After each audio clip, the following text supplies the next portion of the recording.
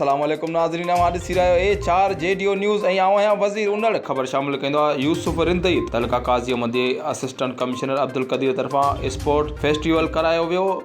तलका काज़ी मदे government high स्कूलनि में गेम्स जा ज़बरदस्त मुक़ाबला थिया। तालका काज़ी अहमद खे 2 ज़ूननि में विरहायो वियो। काज़ी अहमद ज़ून ऐं ॿियो दौलतपुर ज़ून गेमुनि जा मुक़ाबला तलका Qazi Ahmed government boys higher secondary school में करायो वियो, जंहिंमें मुख़्तलिफ़ गेमुनि जा ज़बरदस्त मुक़ाबला थिया।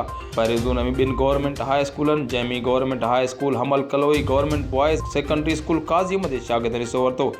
जॾहिं त musical chair, school race, 100 metre race, 200 metre race, volleyball, रस्साकशी समेत मुख़्तलिफ़ गेमुनि जा ज़बरदस्त मुक़ाबला थिया, जंहिंमें पहिरीं position government Qazi Ahmed boys higher secondary school खई, जॾहिं त ॿी position government Hamal Kaloi school खणी। स्पोर्ट फेस्टिवल जारी आहे। कामयाब थींदड़ टीमुनि जा डिवीज़न जे स्कूलनि जे टीमुनि सां मुक़ाबला कराया वेंदा। राब्ते करण ते government higher secondary boys school Qazi Ahmed उस्ताद जान मोहम्मद कलियार ॿुधाए त टोटल 7 मुख़्तलिफ़ गेमूं थियूं, जंहिंमें मजमूई सरसरी government higher secondary boys school Qazi Ahmed खे मिली आहे।